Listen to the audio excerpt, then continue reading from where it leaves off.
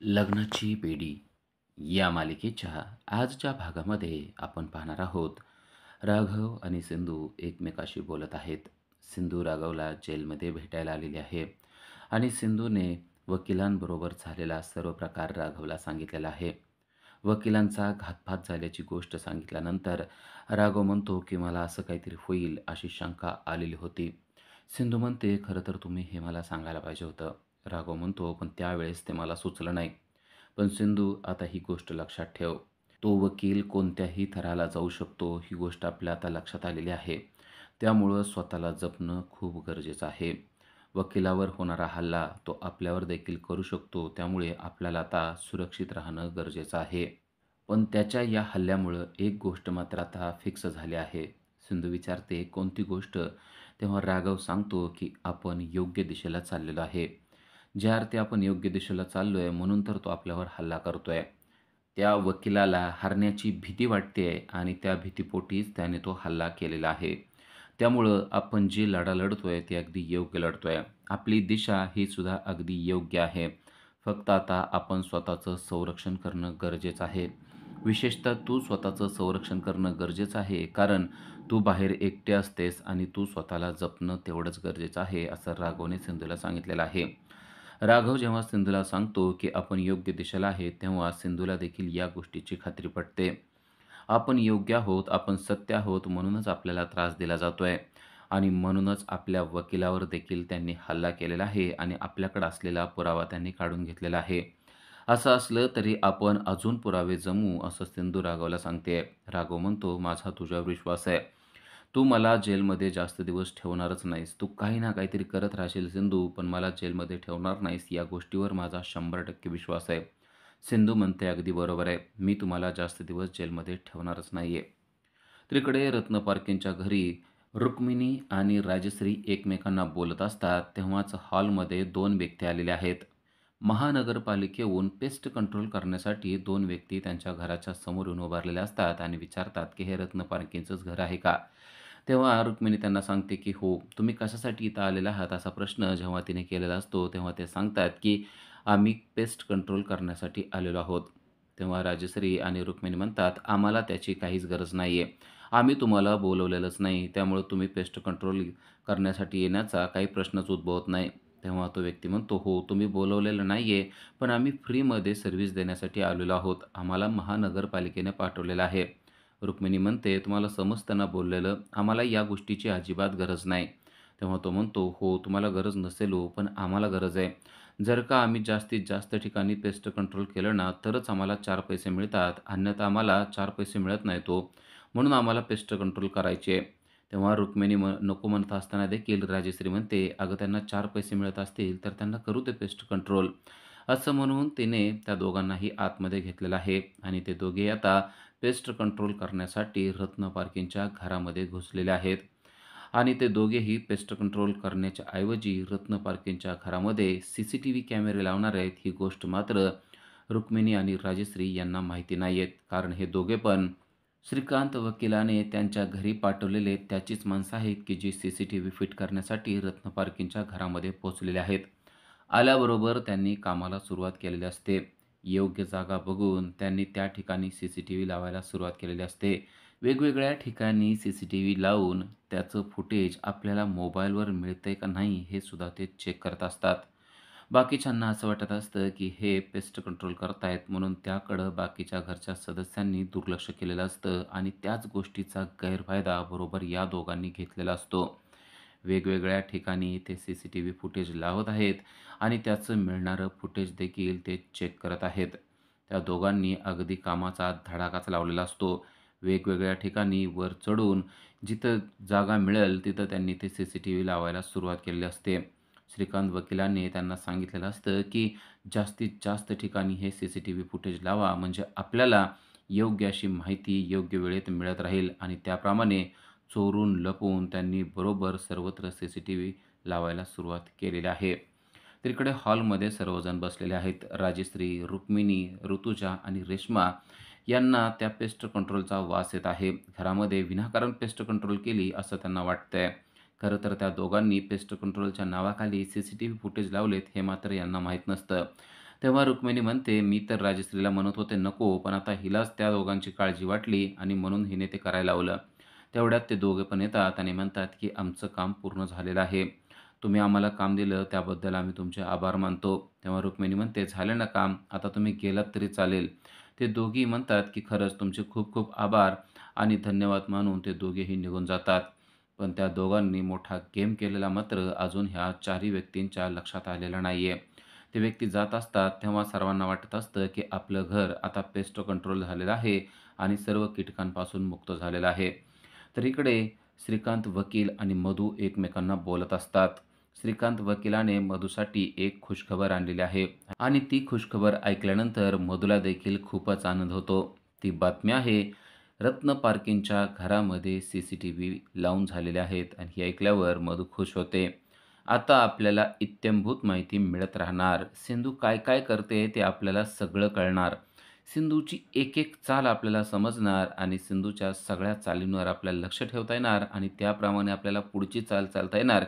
या गोष्टीचा आनंद दोघांनाही झालेला आहे. वकील म्हणतोय, की खरंच ही आयडिया अतिशय कामी येणारी आहे. आपल्याला जे करायचं होतं ना, ते आपण बरोबर केलेलं आहे. पण त्याच वेळेला त्यांच्या घरामध्ये देखील एक व्यक्ती आतमध्ये येत आहे आणि त्या व्यक्तीपासून दोघेही अनभिज्ञ आहेत. ती व्यक्ती आतमध्ये येत आहे आणि ज्या ठिकाणी मधू आणि वकिलाचा आवाज येतोय त्याच दिशेनं ती व्यक्ती येत आहे. ती व्यक्ती म्हणजे वासुदेव आहे. ती व्यक्ती वासुदेव नुसती नाही, तर वासुदेवाच्या वेशामध्ये आलेली ती सिंधू आहे. सिंधूने बरोबर हेरलेलं आहे, की मधू या घरामध्येच असणार आहे आणि त्याच ठिकाणी ती आलेली आहे. दरवाजा वाजवून ती आतमध्ये येत असते, तेव्हा दारातच वकिलाने तिला अडवलेलं असतं आणि त्याची विचारपूस करायला वकिलाने सुरुवात केलेली आहे. सिंधू मात्र आतमध्ये येण्याचा प्रयत्न करते. सिंधू सांगते, की "मी वासुदेव आहे. मला तुझ्या घरामध्ये यायचं आहे. तुझ्या घरामध्ये माझी कृपादृष्टी टाकायची आहे, म्हणून मी इथं आलेले आहे." वकील मात्र तिला आत घ्यायला तयार नाहीये. मधू दाराच्या पाठीमागच उभारलेली आहे. मधूला भीती वाटते, की आपल्याला कोणीतरी पाहिलं म्हणून आणि सिंधूला तिलाच पाहायचं आहे. खरं तर सिंधू मधूला जिवंत आहे की नाही हे पाहण्यासाठीच आतमध्ये येत असते. पण दारातच वकिलानं तिला अडवून ठेवलेलं आहे. वकील तिला दारातच थांबवून बोलतोय आणि म्हणतोय, "तू आतमध्ये येण्याची काहीच गरज नाही." तेव्हा सिंधू म्हणते, "असं वासुदेवाला कधीही अडवू नसतं. जर का वासुदेवाला अडवलं, तर मग तुझ्या कर्माची फळं भोगायला तू तयार हो. जर का उद्या काही वाईट झालं, तर त्याला वासुदेव जबाबदार असणार नाही, ही गोष्ट लक्षात ठेव. मी इथं आलेले आहे म्हणजे काही तुझे पैसे मागायसाठी आलेले नाहीये." जेव्हा ती असं बोलते, तेव्हा वकील देखील थोडासा घाबरतो आणि म्हणतो, "पैसे नाही पाहिजेत तर तुला काय पाहिजे? धान्य पाहिजे का? पाहिजे तर मी तुला धान्य देतो, पण आमच्या घरामध्ये घुसू नको."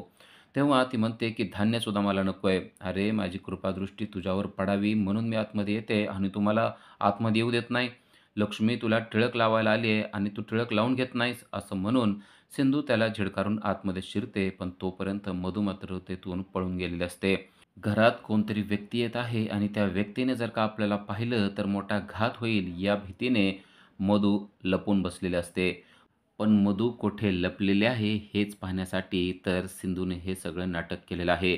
तुझ्या घरामध्ये सर्वत्र पवित्र पाणी टाकते आणि सगळं घर पवित्र करून टाकते असं म्हणून सिंधू घरामध्ये शिरलेली आहे आणि पाण्याचा एक-एक थेंब टाकताना ती पाहते की मधू आपल्याला मिळते का किंवा मधूविषयीचा काही पुरावा मिळतोय का?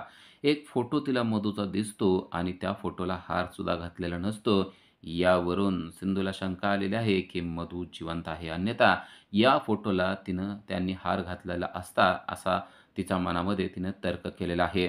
इकडे वकील मात्र तिला बाहेर हाकलण्याचा प्रयत्न करतोय. "तुम्ही काय करता आहात?" तेव्हा ती म्हणते, "थांब वत्सा, मी जे काय करते ते मला करू दे. मी जे काय करते ते केलं ना, तर तुझ्यावर येणारी संकटं ही आपोआप तुझ्या दाराच्या बाहेर निघून जातील. हे पवित्र पाणी मला शिडकू दे." असं म्हणून ती घरात सगळीकडे पवित्र पाणी मारत त्याचा हात हातात धरते आणि म्हणते, की "आता तुझं भविष्य मला सांगावंच लागणार आहे." आणि त्याच्या हाताकडे बघून सिंधू एकदम घाबरून जाते आणि म्हणते, की "बापरे! भयानक, महाभयानक आहे तुझं भविष्य." तो म्हणतो, "असल्या कोणत्या गोष्टीवर माझा विश्वास नाहीये, त्यामुळं मला तुम्ही काही सांगू नका." सिंधू म्हणते, "तुझा विश्वास नसेल, पण नियतीचा मात्र विश्वास तुझ्यावर जबरदस्त आहे बालका. काहीच दिवस तुझ्याकडे उरलेले आहेत. जर का तू जे काय करतोयस ते सोडून दिलं नाहीस, तर तुझ्याकडं मोठा घात होणार आहे. तुझ्यावर मोठं संकट येणार आहे. तुझ्या एका जवळच्या व्यक्तीसाठी तू खूप त्रस्त झालेला आहेस. तिच्यासाठी तू काहीही करायला तयार झालेला आहेस आणि ती व्यक्ती एक स्त्री आहे. त्या स्त्रीच्या तू अजिबात नादी लागू नकोस. त्या स्त्रीसाठी काही करू नकोस. अन्यथा तुझ्यावर संकट येणार म्हणजे येणार असं भविष्य तिने त्याला सांगितलेलं असतं. त्याला कळत नसतं, की नेमकं हा वासुदेव बोलतोय तरी काय? पण आपण एका स्त्रीसाठी हे सगळं करतोय हे मात्र त्याच्या डोक्यात येत असतं. सिंधू बरोबर त्याला गोल फिरवून मधूविषयीच विचारत असते आणि मधूविषयीच सांगत असते. तो म्हणतो, "माझा असल्या काही गोष्टीवर विश्वास नाहीये. तुम्ही आत्ताच्या आत्ता घराच्या बाहेर व्हा बरं." तेव्हा सिंधू म्हणते, "वाह! असे बोलतात वासुदेवाला? असं बोलल्यानंतर देव तुझं कसं भलं करणार? अरे, आता तुझं घर मी पवित्र पाण्यानं पवित्र करून टाकलेलं आहे आणि आता तुला सुद्धा पवित्र करण्यासाठी मी सल्ला देते. जर का माझा सल्ला तुला ऐकायचा नसेल, तर तुझ्या कर्माची फळं भोगायला तू तयार राहा. तुझ्यावर जे काही संकट येणार आहे, त्याला तुलाच तोंड द्यावं लागणार आहे." सिंधू त्याला मुद्दाम असं काही बोलत असते, की जेणेकरून त्याला गुंतवून टाकता येईल आणि तिथं तिला जास्त वेळ थांबता येईल. त्याचा हात पाहत असते आणि हातावरून हात फिरवताना एकदम घाबरल्यासारखं करते आणि म्हणते, "तुझ्या हातात तर खूपच वाईट संकेत मला दिसतायत." असं बोलून ती एकदम मागं सरकते. तो म्हणतो, "काय दिसलं तुम्हाला महाराज? मला सांगाल का जरासं?" तर इकडे रत्नपारखींच्या घरामध्ये सर्व चिंतातूर झालेले आहेत. राघव अजूनही जेलमधून सुटलेला नाहीये. त्याचबरोबर वकिलांचा घातपात झालेला आहे. मिळालेला पुरावा देखील नष्ट झालेला आहे. मिळालेला पुरावा देखील आपल्या हातून गेलेला आहे. या गोष्टीमुळे सर्व सदस्य अतिशय चिंतातूर झालेले आहेत. हे सगळं आपल्या राघव आणि सिंधूच्या बाबतच का घडतं? असा प्रश्न राजश्रीला पडलेला आहे. राजश्रीच्या डोळ्यातून पाणी येत आहे. राजश्री पाणवलेल्या डोळ्याने सर्वांना विचारत आहे, की माझ्या राघवच्या नशिबात नक्की लिहिलेलं तरी काय आहे? दरवेळेस त्याच्या नशिबात असंच का होतं? तो किती कर्तबगार पोलीस अधिकारी आहे. त्याच्याविषयी पेपरमध्ये किती चांगल्या-चांगल्या बातम्या आलेल्या आहेत. त्याच्या कामाविषयीच्या किती चांगल्या बातम्या महाराष्ट्रभर पसरलेल्या आहेत आणि आता त्या व्यक्तीला यांनी जेलमध्ये टाकलं आहे. माझा राघव हा निरपराध आहे, निष्पाप आहे असं म्हणून ती देवाला हात जोडत आहे आणि म्हणते की "विनायका, बाप्पा तूच आता या सर्व संकटातून आम्हाला वाचव." रुक्मिणी तिला समजावून सांगण्याचा प्रयत्न करते की जे झालंय ते आता होऊन गेलेलं आहे आणि विनायक आपल्या मदतीला धावून येईल. नक्की तो आपल्याला काहीतरी मदत करेल, पण तू मात्र गोष्टी मनावर लावून घेऊ नको. जर का आपण घरामध्ये इथं दुःख करत राहिलो, तर ही गोष्ट राघवला जर का समजली, तर त्याला किती वाईट वाटणार आहे. त्यामुळं आपण दुःखी राहायचं नाही. आपण शांत राहायचं आणि चांगल्या दिवसाची वाट बघत राहायचं. आपली सिंधू धडपड करतेय, ती नक्कीच आपल्याला चांगली बातमी देईल आणि सिंधू लवकरच आपल्या राघवला घरात घेऊन येईल, असं त्या सर्वांना वाटत आहे. तर इकडे वकील विचारतोय, की "नक्की काय झालेलं असेल सांगा. सांगता येत नसेल तर या घरातून आत्ताच्या आत्ता निघून जा." तेव्हा परत एकदा सिंधूने त्याला सांगितलंय, की "तू जे काही करतोयस ते बंद कर. तू अशा एका व्यक्तीसाठी करतोयस, की जी व्यक्ती तुला एके दिवशी सोडून देणार आहे. अन्यथा तुला शेवटी माझ्याच पायाजवळ येऊन, शरण येऊन तुला माझंच दर्शन घ्यावं लागणार आहे." असं म्हणते. तेव्हा तो म्हणतो, की "तुमचा आवाज असा बायकांसारखा का येतोय?" तेव्हा सिंधू एकदम घाबरते आणि म्हणते, "3 ऋतू आले एकत्र म्हणून दशा झाली विचित्र." तो म्हणतो, "महाराज तुम्ही काय बोलताय? मला कळत नाही." तेव्हा ती सांगते, की 3 ऋतू एकत्र आल्यामुळं नक्की पावसाळा चालू आहे, हिवाळा चालू आहे का उन्हाळा चालू आहे माझ्या शरीराला कळत नाही. आता माझं शरीर थकून गेलंय आणि त्यामुळे माझा घसा बसलेला आहे. माझा घसा जरी बसला असला आणि माझा आवाज जरी नीट येत नसला, तरी त्या आवाजातून मी तुला काय सांगण्याचा प्रयत्न करते, वास्सा ते नीट ऐक, कारण तुझी दशा आता खराब होणार आहे. साक्षात देवानेच मला पाठवलेलं आहे असं समज आणि लक्षात घे, जर का तू काही गोष्टी सोडून दिल्या नाहीस आणि तुझ्या त्या प्रिय व्यक्तीसाठी धडपड जर का तू सोडून दिली नाहीस, तर वत्सा तुला एके दिवशी माझ्याच पायाजवळ येऊन माझंच दर्शन घेऊन तुला माझी माफी मागावी लागणार आहे. खरं तर सिंधू त्याला दर्शवत असते, की जर का तू मधूची केस सोडून दिली नाहीस, तर एके दिवशी तुला या सिंधूच्याच पायावर नाक रगडावं लागणार आहे. पण त्याला माहीत नाहीये, की आलेली ही सिंधू आहे आणि त्यामुळे त्याला असं वाटतंय, की वासुदेव आपल्याला काहीतरी सांगण्याचा प्रयत्न करतोय. पण आता त्याला वासुदेवाच्या काही गोष्टी पटना गेल्यात आणि तो म्हणतोय, की "तुम्ही जे काही बोलला असाल ते आता मला पटत नाही." तेव्हा सिंधू म्हणते, की "आता तुझ्याच हातून जर का तुला तुझा कपाळमोक्ष करायचा असेल, तर तू तुझ्या हातानं करून घे. मी तुला चांगलं सांगायला आलेले होते. जर तुला चांगलं ऐकायचंच नसेल, तुझी मती जर का भ्रष्ट झाली असेल, तुझी बुद्धी जर का भ्रष्ट झाली असेल, तर मी तुला काही सांगू शकत नाही." देवा या वत्साला चांगली बुद्धी दे, त्याला चांगलं सुचू दे, त्याला चांगला विचार करू दे, असं म्हणून देवाला हात जोडून ती बाहेर निघून जाते. श्रीकांत वकिलाने आता दरवाजा लावलेला आहे. पण श्रीकांत वकील झालेल्या प्रसंगामुळे थोडासा घाबरलाय. खरंच या माणसाने सांगितलं तसं जर का झालं तर, हा वासुदेव जर का खरं बोलत असेल तर आपल्यावर खरंच काही संकट येणार आहे का? आपल्याला मधूला ही गोष्ट सांगितली पाहिजे, असा तो विचार करतो आणि मधू जेथे गेलेले असते त्या ठिकाणी म्हणजेच त्या घरातल्या आतमध्ये असणाऱ्या एका रूममध्ये तो चाललेला आहे. एक कपाट आहे आणि त्या कपाटाचं दार उघडल्यानंतर कपाटाच्या आतमध्ये एक दरवाजा आहे आणि त्या दरवाजाच्या पलीकडे एक रूम आहे आणि त्या ठिकाणी तो चाललेला आहे. आणि बाहेरून हे सिंधूनं पाहिलेलं आहे, की श्रीकांत वकील कपाट उघडतो आणि कपाटाच्या आतमध्ये तो निघून गेलेला आहे. तेव्हा धाडस करून सिंधू देखील त्याच ठिकाणी पोहोचते. आपण देखील त्या कपाटाच्या आतमध्ये जावं की न जावं असा प्रश्न तिला पडलेला आहे. कपाटाजवळ जाऊन तिनं कान लावलेला आहे आणि तेव्हा तिला ऐकायला येतं, की तो कोणाशी तरी बोलत आहे. तो नक्की कोणाशी बोलतोय हे आपण जाऊन पाहावंच असा विचार तिच्या मनामध्ये येत आहे. पण जाणं सुरक्षित आहे का नाही ते तिला कळत नाही आणि इकडे वकील मधूकडे पोहोचलेला आहे आणि तो मधूला सर्व काही झालेली गोष्ट सांगत आहे. तेव्हा सिंधू देखील आतमध्ये पोहोचते आणि कपाट उघडून पलीकडे जाण्यासाठी ती थांबते. पलीकडे एक दरवाजा आहे आणि त्या दरवाजातून तिला स्पष्टपणे त्या वकिलाचं बोलणं एका व्यक्तीबरोबर चालू आहे हे स्पष्टपणे कळलेलं आहे. उद्याच्या भागामध्ये आपल्याला पाहायला मिळतं, की धाडस करून सिंधू आता त्या कपाटाच्या पलीकडं पाहत आहे. कपाटाच्या पलीकडं पाहत असताना मात्र तिला खरोखरच एक धक्का बसलेला आहे. कारण तो वकील एका स्त्रीशी बोलतोय ही गोष्ट तिला हळू लक्षात आलेली आहे. कारण त्या व्यक्तीच्या हातामध्ये बांगड्या आहेत आणि ती व्यक्ती जवळपास मधूसारखीच आहे असं आता तिला वाटत आहे. पण त्या व्यक्तीचा चेहरा मात्र अजून पाहायला मिळालेला नाहीये. त्या व्यक्तीचा हात, त्या व्यक्तीचा पाय या गोष्टी मात्र सिंधूने व्यवस्थितपणे पाहिलेल्या आहेत. आणि थोडं पुढं सरकून आपण तिचा चेहरा पाहावा असं तिला वाटतं आणि ती थोडं पुढं सरकते. तर मधूचा चेहरा तिला स्पष्टपणे दिसतो. मधू जिवंत आहे आणि कपाटाच्या आतमध्ये असलेल्या एका गुप्त घरामध्ये ती लपून बसलेली आहे. ही गोष्ट सुद्धा आता सिंधूच्या स्पष्टपणे लक्षात आलेली आहे. मधूने मोठी चाल चाललेली आहे हे सिंधूला लक्षात आलंय. मधू नक्की कोणत्या रूममध्ये बंदिस्त आहे, हे देखील त्याला स्पष्टपणे समजलेलं आहे. जर का ही गोष्ट आपण पोलिसांना सांगितली आणि श्रीकांत वकिलाच्या घरावर धाड टाकायला सांगितली, श्रीकांत वकिलाच्या घरावर सर्च रिपोर्ट आणला, तर आपल्याला मधू नक्की कोठे लपून बसलेले आहे, हे त्यांना सांगता येईल आणि आपल्या राघवला निर्दोष मुक्त करता येईल, हे विचार आता तिच्या डोक्यामध्ये येत आहेत. वासुदेव बनून सिंधूने अतिशय चांगली माहिती काढून घेतलेली आहे आणि त्या गोष्टीचा फायदा राघवची केस सॉल्व्ह करण्यासाठी नक्कीच होणार आहे. आता सिंधू सर्च रिपोर्ट काढू शकेल का? तिला अजून काही पुरावा मिळेल का? का या घरातला एखादा पुरावा घेऊन ती जाईल आणि सर्च रिपोर्ट घेऊन येईल?